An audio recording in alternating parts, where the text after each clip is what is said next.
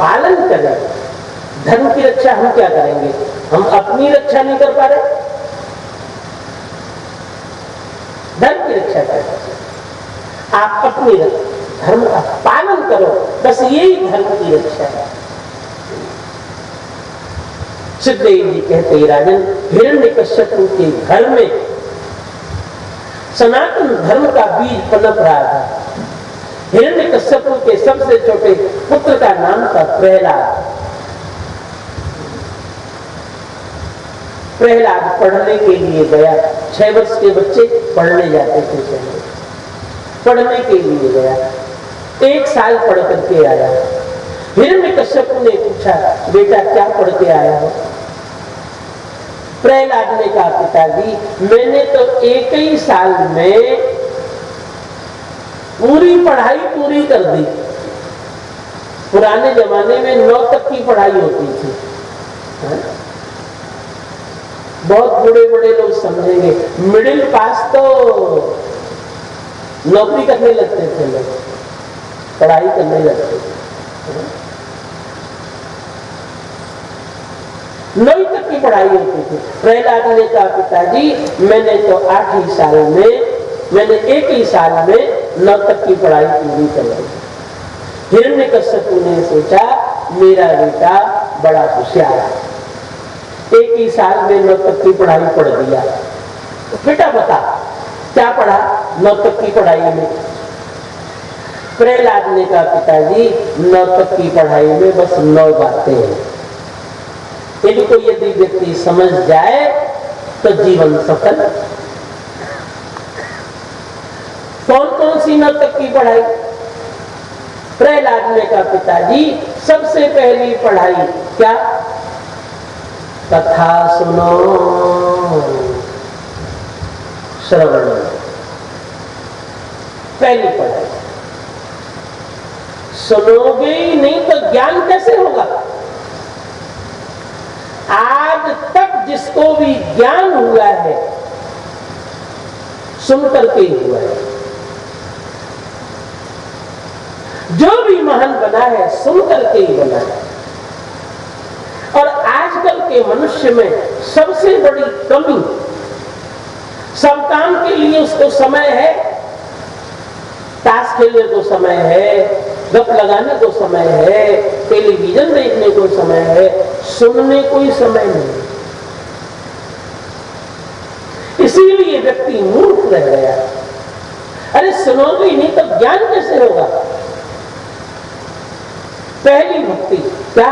श्रवण, सुनो। अब दूसरी पढ़ाई, जो कथा में सुनो वो मनन भी करो। आज कथा में कौन कौन सी बात आई और हमारे जीवन में क्या कमी है उसको हम दूर करें। इसका नाम कीर्तन। श्रवणम कीर्तनम विष्णु स्मरणम। बात ठीक समझ में आई है तो भगवान नारायण का पूजन और उनका ध्यान मंदिर, विष्णु स्मरण, पाद सेवनम, भगवान का चरणामृत जरूर लो। भगवान को स्नान करा के चरणामृत जरूर लो। अपने घर में गंगा जल जरूर रखो। गंगा जल स्वयं में चरणामृत है। भगवान के भक्तों को बिना चरणामृत लिए भोजन नहीं करना चाहिए।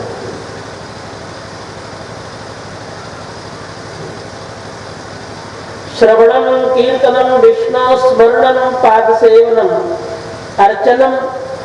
भगवान के चरणों में तुलसी फूल अवश्य अर्पण करें। वंदनम, कोई ना कोई स्तुति जरूर बोलो। सक्षम, नवदा भक्ति में अर्चनम वंदनम दास्यम। वंदन, अपने को भगवान का दास समझो और भगवान को अपना सखा समझो। सक्षम, नवदा भक्ति में सक्षम। सखा माने साथ में खावे, साथ में रहे, हमेशा साथ में रहे, उसका नाम सखा। आज ही कोई पूछ रहा था वहां पे, महाराज जी घर में सूतक पातक हो जाता है तो पंडित जी कहते हैं भगवान को घर से निकाल दो, मंदिर भेज दो, वहां भेज दो। क्या करना चाहिए? मैंने कहा भैया सूतक पातक हो जाता है तो तुम खैनी तो छोड़ते नहीं हो, बीड़ी छोड़ते नहीं हो, चाय छोड़ते नहीं हो, हैं? बस भगवान को ही छोड़ दो। तुम्हारे जैसा मूर्ख और कौन होगा? हैं? हम तो तब समझते सूतक पातक है भाई, तुमको बहुत कष्ट है, तुमने भोजन भी छोड़ रखा है, पानी भी छोड़ रखा है, सुख के कारण या दुख के कारण, चलो भगवान भी छूट जाए फिर तो कोई बात नहीं, और सब काम तो हो रहे हैं तुम्हारे। हाँ? चाय 4 बार पी रहे हो, सुरती दिन भर पिया भर बैठे खा रहे हो, हैं? और भगवान ही छोड़ दो। तुम्हारे जैसा मूर्ख कौन होगा दुनिया में? घर में कुछ सूतक पातक हो जाए, भगवान को निकालना क्यों? अरे भगवान हमारे जिस परिस्थिति में हम रहेंगे उस परिस्थिति में हमारे भगवान रहेंगे। गरीब आदमी झोपड़ी में रखता है, धनी महल में रखता है, हमारे भगवान है हमारी परिस्थिति के अनुसार। घर से भगवान को निकालो मत, उस समय तो और ज्यादा भगवान की जरूरत है। घर में अपने भगवान जरूर, बिना भोग लगाए खाना ही नहीं चाहिए, कैसी भी परिस्थिति है। भगवान ने गीता में कहा इस बात को, सब पंडित सुनो अच्छी तरह। भगवान ने गीता में कहा वो पाप खाता है जो अपने लिए बनाता है और अपने लिए पाप खाता है। ये पच्चंत आत्मकारणात्, समझ गए? गीता देख लेना खोल करके, ये पच्चंत जो अपने लिए बना रहा है, अपने लिए खा रहा है, पाप खा रहा है। बिना भोग लगाए खाना ही नहीं चाहिए।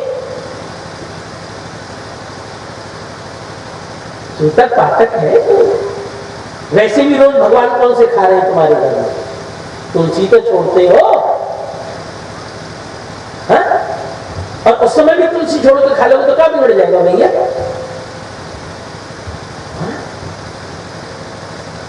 क्यों भाई? बहुत अच्छी तरह हमारी बात सुनो। सूतक लग गया, तुलसी नहीं छूना है, और मुर्दे के मुंह में तुलसी डाल रहे हो, ठीक है? मुर्दे से नहीं पीते हो क्या तुम? मुर्दे के मुंह में तो तुलसी डाल रहे हो, तुम तुलसी में छू, अच्छा सब तुमको कला। गले में तुलसी की कंठी पहने, अगर तुलसी मत छूना सूतक लगे, अच्छा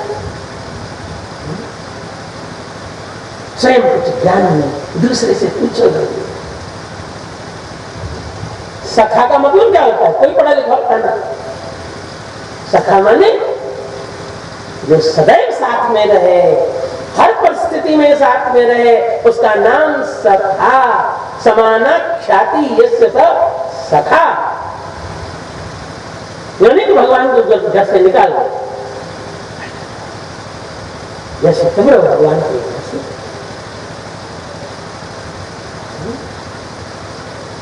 दुख दर्द में तो भगवान और साथ रहना चाहिए।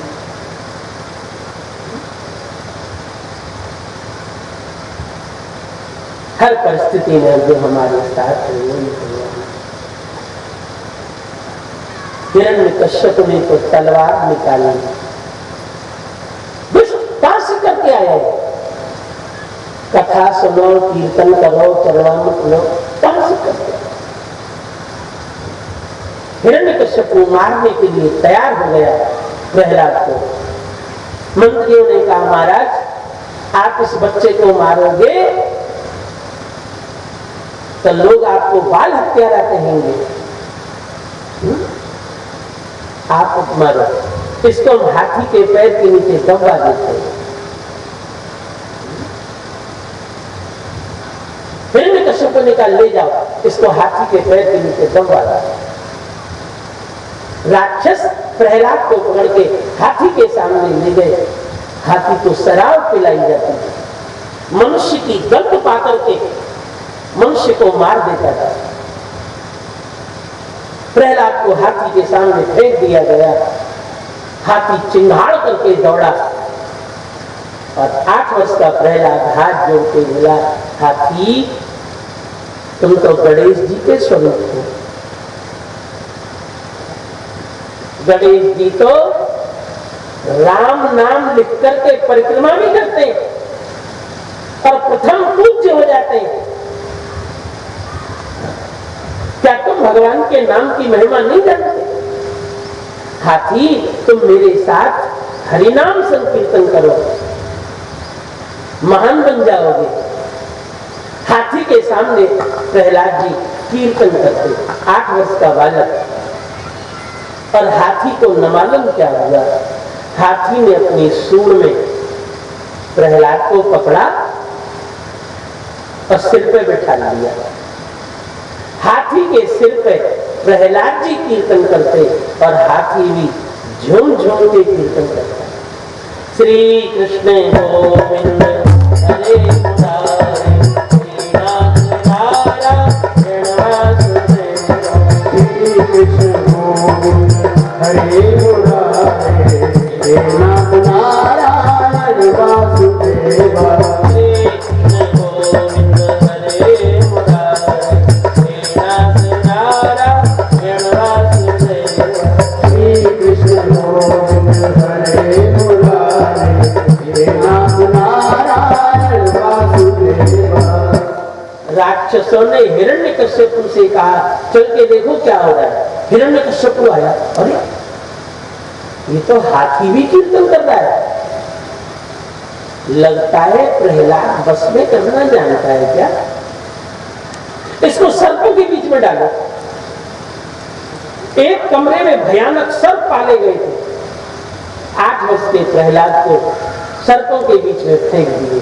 सर्प प्रहलाद जी प्रेम से बोले सर्पो तुम तो नारायण की सैया हो, भगवान नारायण तुम्हारे ऊपर शयन करते हैं। शंकर जी के गले के हार हो, तुम मेरे साथ हरि नाम संकीर्तन करो, तुम भी भगवान की सैया बनोगे और शंकर जी के गले के हार बनोगे।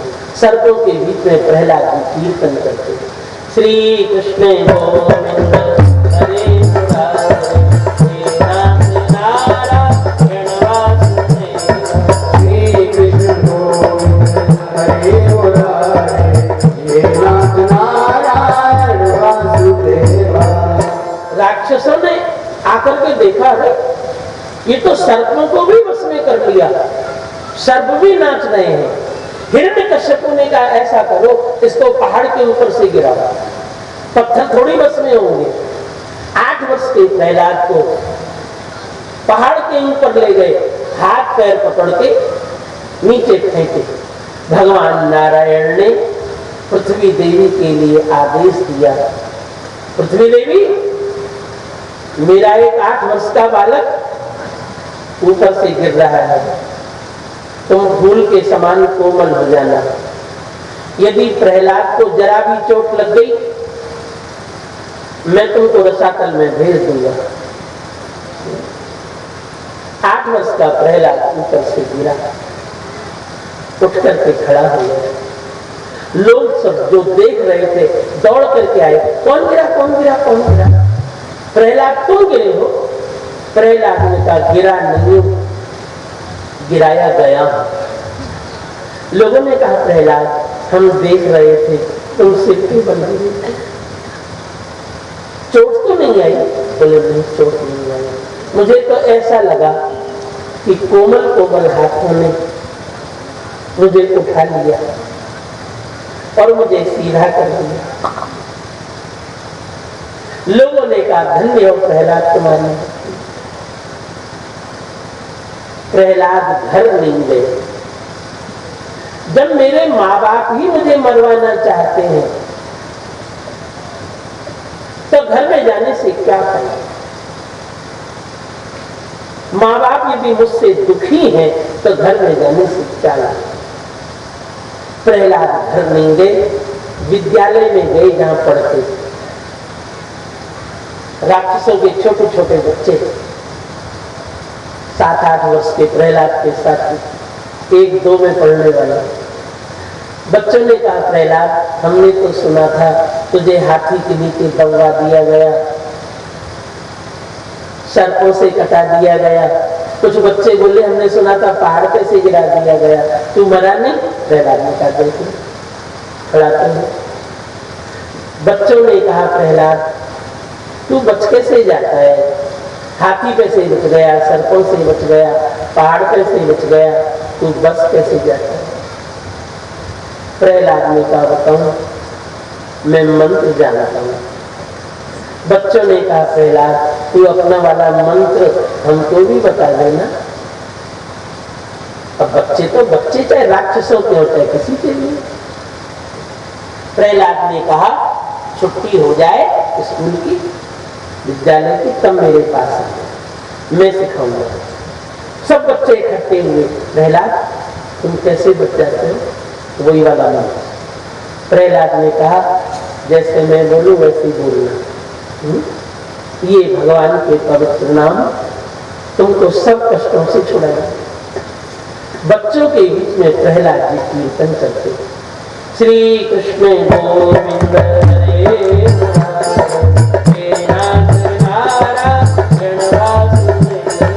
श्री कृष्ण गोविंद हरे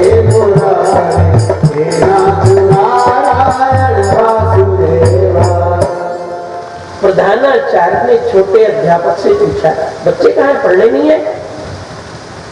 छोटे अध्यापक ने कहा बाहर देख नहीं लो क्या हो रहा है, मैदान में हरिनाम संकीर्तन हो रहा है। प्रधानाचार्य ने कहा लो अभी तक तो प्रहलाद ही बिगड़ा था, अब तो सब बच्चे बिगड़ गए। राक्षसों की भाषा में तो बिगड़ना ही बोला जाता है।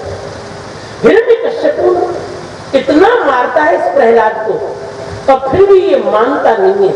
अब मैं जाता हूं डंडा लेके इसकी पिटाई करूंगा। प्रधानाचार्य हाथ में डंडा लेकर के चले। प्रहलाद ने देखा प्रधानाचार्य आ रहा है। प्रहलाद ने सोचा कीर्तन करा रहा हूं मैं, कीर्तन करना यदि अपराध है मैं करा रहा हूं, मेरी पिटाई हो, बच्चों की पिटाई क्यों। प्रहलाद बच्चों के बीच में से निकले और प्रधानाचार्य के चरण पकड़ के बोले गुरुजी थोड़ा आप भी कीर्तन करके देखो ना, कितना आनंद आता है। और सुखदेव जी कहते राजन प्रधानाचार्य को न मालूम क्या हो गया, हाथ में से डंडा तो छूट गया और वो भी पागलों के जैसे श्री कृष्ण गोविंद हरे मुरारे हे नाथ नारायण वासुदेव वो भी नाचने लगे। सुखदेव जी कहते राजन यम यम स्पर्शते पाणिभ्याम यम यम पश्यति चक्षुषा। भगवान के भक्त जिसको अपने हाथ से छूते उसके अंदर भक्ति जग जाती है। जिसको मंगलमयी दृष्टि से देख में उसके अंदर भक्ति जग जाती है। जैसे बिजली को छूने से करंट आ जाता है, इसी तरह भगवान के भक्त का स्पर्श होते ही भक्ति आ जाती है। प्रधानाचार्य तो नाचने लगे। छोटे अध्यापक ने कहा ले अभी तक तो विद्यार्थी बिगड़े थे, अब तो अध्यापक ही बिगड़ गए। ये भी कीर्तन करने लगे प्रधानाचार्य। मैं इसके बाप को दिखाऊं देख तो ले। दौड़ा दौड़ा अध्यापक गया, चल के देखो विद्यालय में क्या हो रहा है। हिरण्यकश्यप आया तलवार लेकर के, मैं आज प्रहलाद को मार डालूंगा। हिरण्यकश्यप आया, हिरण्यकश्यप ने कहा छोटे अध्यापक से, ये बताओ बच्चे कीर्तन कर रहे हैं तो ठीक, प्रधानाचार्य को क्या हो गया है, ये क्यों नाच रहा है। छोटे अध्यापक ने कहा महाराज बताओ, जैसे आप आए हो तलवार लेके, प्रधानाचार्य भी डंडा लेके गए थे मारने के लिए, प्रहलाद ने जैसे ही छुआ नाचने लग गए, प्रधानाचार्य तो नाचने लगे। हिरण्यकश्यप ने सोचा कहीं मैं भी गया और प्रहलाद ने मुझे भी छू दिया, तब तो मैं भी नाचने लग जाऊंगा। डर के मारे इसकी हिम्मत नहीं हुई कि चला जाए, क्योंकि अधर्म की नींव तो कमजोर होती। थोड़ी देर देखता रहा और फिर छोटे अध्यापक से बोला सुनो, जब कीर्तन समाप्त हो जाए प्रहलाद को घर भेज देना। हिरण्यकश्यप तो लौट करके जाने लगा। छोटे अध्यापक ने सोचा ये इसीलिए आए थे क्या, लाल पीले होके तलवार